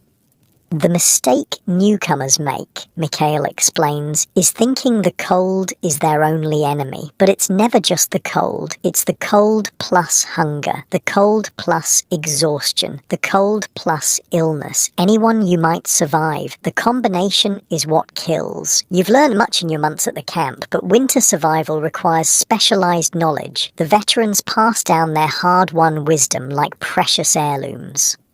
Isaac holds informal seminars on frostbite prevention, demonstrating the proper way to wrap feet and hands. Layers, he emphasizes. Multiple thin layers trap heat better than one thick layer, and never let anything get wet. Wet fabric freezes. Frozen fabric doesn't insulate. Anna teaches techniques for preserving body heat while sleeping. Sleep in the middle of the bunk if you can, with others on both sides. Curl into a ball to minimize exposed surface area. Put tomorrow's clothes in the bed with you so they're warm when you put them on. Stepan, who survived 3 Siberian winters in a mining camp before being transferred to your railway project, offers perhaps the most important advice. Find a reason to wake up each morning. When the cold and dark seem endless, the mind gives up before the body. Those who lose hope die first. This psychological element, the will to survive, becomes increasingly central as the days grow shorter and the temperature drops. Each morning brings a new test of resolve. Each evening brings the quiet calculation. Can I face another day of this? For some, the answer eventually becomes no. The first heavy snowfall comes in late October, blanketing the camp in pristine white that belies the suffering within. The railway work continues despite the weather. Quotas don't change with the seasons in the Soviet system, but the nature of the labor shifts. Now, prisoners spend hours clearing snow from the tracks before the actual construction can even begin. Your brigade is assigned to timber cutting, felling trees that will become railroad ties and support beams. It's brutally difficult work under any circumstances, made nearly impossible by the cold. Metal axe heads stick to bare skin, tearing it away when pulled free. Sap freezes on tree trunks, creating unexpected resistance to each swing. The sound of breaking wood is muffled by the snow, making the forest eerily quiet except for the labored breathing of exhausted prisoners. Keep moving, Mikhail reminds you during a brief rest. Even when you're not working, keep your limbs moving. Stillness is death in this cold. The veterans demonstrate a constant repertoire of subtle movements, shifting weight from foot to foot, swinging arms gently, flexing fingers inside mittens. These small actions maintain circulation without expending too much precious energy. You adopt these habits unconsciously, your body learning what your mind already knows. Survival here is in the details. December brings the true Arctic winter. Days with barely any light, temperatures that make breathing painful, winds that cut through clothing like knives. The camp transforms into a landscape of shadows and suffering, prisoners moving through a frozen hell with faces wrapped in whatever fabric they can find, leaving only their eyes exposed. The mortality rate rises predictably. Each morning, roll call reveals new empty spaces where living beings stood the day before. Bodies, stiff as boards, are stacked behind the infirmary like cordwood, the ground too frozen for burial. They'll remain there until spring, a grim monument to winter's toll. Food becomes even more central to survival as bodies burn calories desperately trying to stay warm. The standard ration, never adequate, becomes life-threateningly insufficient in winter. Prisoners grow more gaunt by the day, cheekbones and ribs pressing against skin with increasing definition. The hungrier you get, the colder you feel, Isaac explains. And the colder you feel, the more food your body demands. It's a cycle that only ends one way unless you find extra calories somewhere. This desperate math drives prisoners to take increasingly dangerous risks. Some steal from the kitchens, despite the severe punishment if caught. Others make hazardous trades with guards or civilian workers. A few resort to eating things never meant for human consumption. Bark, pine needles, boiled leather from old boots. You witness the devastating consequences one evening when a prisoner named Dmitri returns to the barracks vomiting blood. He had eaten rat poison, mistaking it for stored grain in a storage shed. Isaac does what he can, but without proper medical intervention, Dmitri dies in convulsions shortly after midnight. He knew it wasn't right, Pavel says softly after they carry the body away. But hunger makes you crazy, makes you take chances you'd never consider otherwise. The next day at the work site, you understand Pavel's words more viscerally than ever before. The gnawing emptiness in your stomach has become a constant companion, but today it feels like something alive inside you, clawing at your insides. The cold intensifies the sensation, turning ordinary hunger into an obsession that clouds your thinking. Cutting timber requires focus. One wrong swing can mean injury or death. But your mind keeps drifting to thoughts of food, not elaborate fantasies of feasts, but simple memories. A crust of bread, a bowl of plain porridge, an onion. These modest recollections now seem like unimaginable luxury. Focus, Mikhail hisses, noticing your distraction. Hunger can kill you tomorrow. A falling tree can kill you now.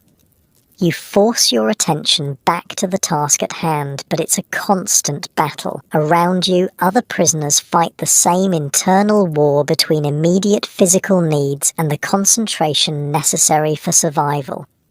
The shortened winter days mean returning to camp in complete darkness. The march back becomes a nightmare journey through swirling snow, prisoners following the person ahead without being able to see more than a few feet in any direction. Those who stray from the line, even by a few meters, risk becoming disoriented and freezing to death before they can find their way back.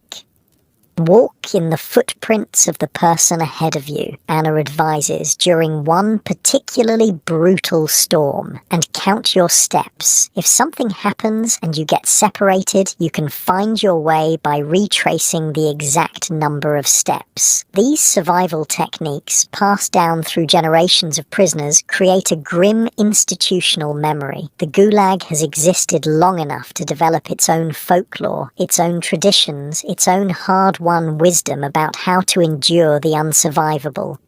In the barracks each night, the temperature drops to well below freezing despite the small stove. Prisoners sleep fully clothed, huddled together for warmth, breath forming small clouds even indoors. The wooden walls contract in the cold, creating gaps that let in wind and snow.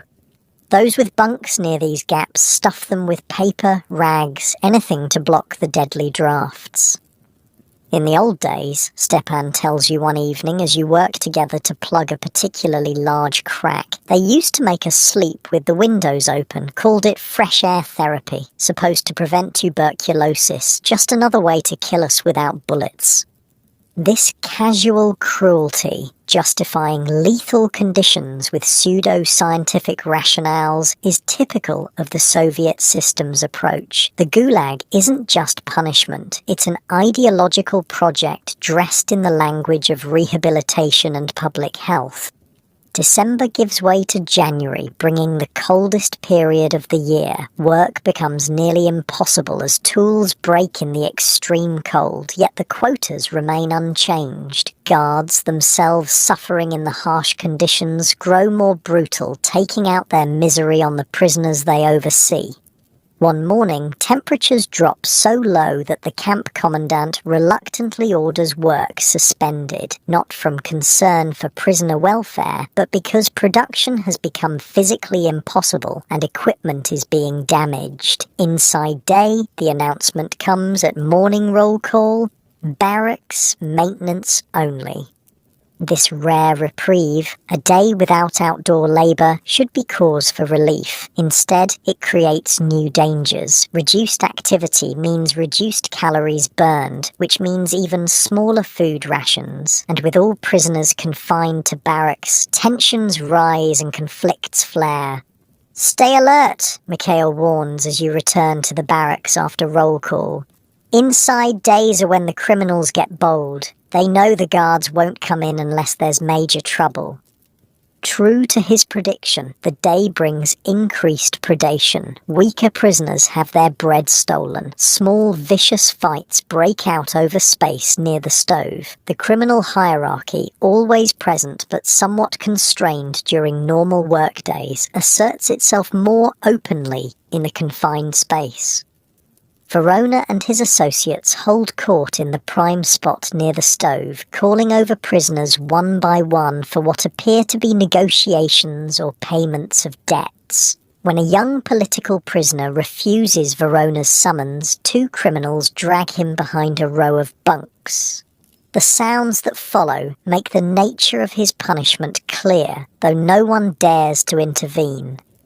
The system within the system, Anna murmurs, watching the barracks dynamics with tired eyes. Guards control the camp, criminals control the barracks, and we survive in the spaces between. This layered oppression, official authority overlaid with prisoner hierarchy, ensures that no one ever feels truly safe. Even in moments of rest, vigilance remains necessary. Even among fellow prisoners, trust must be limited and calculated. You spend the inside day helping Isaac organize his medical supplies, a collection of scavenged bandages, home-brewed remedies, and precious antibiotics traded from civilian workers at enormous cost. The work is minimal, but feels purposeful, a small contribution to the collective survival. Winter brings different illnesses, Isaac explains as you inventory his meagre supplies. Hypothermia, frostbite, pneumonia. These are the immediate threats, but there are secondary waves, vitamin deficiencies leading to scurvy, weakened immune systems leading to tuberculosis, infected wounds that won't heal in malnourished bodies. The medical challenges of the Gulag would overwhelm even a well-equipped modern hospital. For a prisoner doctor with few supplies and no official support, they represent an impossible situation. Yet Isaac continues his work with methodical determination, treating what he can, comforting those beyond help, teaching others to continue if he himself should fall. "Why do you do it?" you ask him. "You could trade your medical knowledge for better food, easier work, but you give it freely to anyone who needs help." Isaac considers the question seriously. "In Moscow, before my arrest, I took an oath. First, do no harm. I've seen doctors in the camps who forgot that oath, who served the system rather than the patient. I decided early on that if I survived, it wouldn't be at the cost of who I am." This moral clarity, this refusal to be corrupted despite every incentive to compromise, strikes you as perhaps the most profound resistance possible within the Gulag. Not just surviving physically, but surviving ethically, with some essential humanity intact. As January progresses, the winter's toll becomes increasingly visible. The camp population thins noticeably as the weakest succumb to cold, hunger, and disease. Those who remain grow more skeletal, more silent, more focused on the minute-by-minute business of staying alive. You've lost track of exactly how much weight you've shed, but your once-fitting clothes now hang from your frame like sacks. Your body has consumed itself from the inside out, burning through fat reserves first, then muscle, leaving only the minimum tissue necessary for basic function. The winter body, Anna calls it, noticing your self-assessment. We all become ghosts by February. Then spring comes, work gets easier, rations sometimes increase, and we become almost human again by summer. Then the cycle repeats.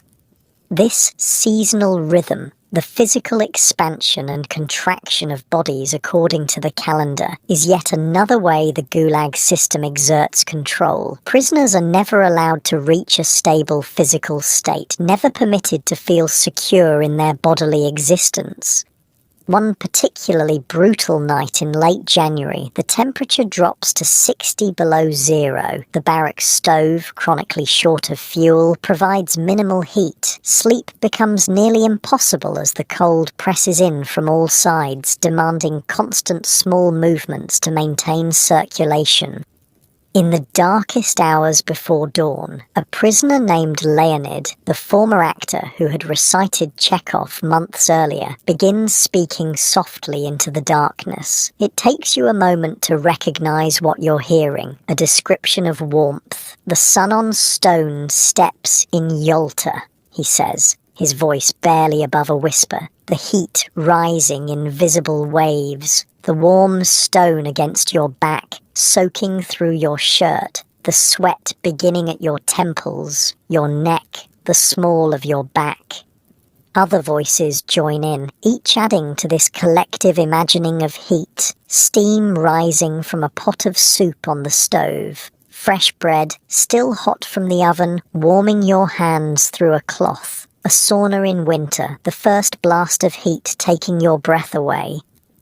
The barracks becomes a chorus of remembered warmth, each prisoner contributing their own memory, creating a shared experience of something entirely absent from their current reality. It's not prayer, not quite, but it holds the same reverent quality, the same reaching toward transcendence. You find yourself participating without conscious decision, adding your own memory. Sunlight through a window, making a square of perfect heat on a wooden floor. This spontaneous ritual, this defiance of physical reality through collective imagination, carries the barracks through the worst hours of the night. When morning finally comes, bringing with it temperatures merely unbearable rather than lethal, there's a subtle shift in atmosphere. Something has been shared that cannot be taken away. That's how we survive the winters, Mikhail tells you quietly during morning roll call, his breath forming a thick cloud in the frigid air, not just with extra clothes and careful movements, but with memories, with stories, with reminding each other that other worlds exist beyond this one.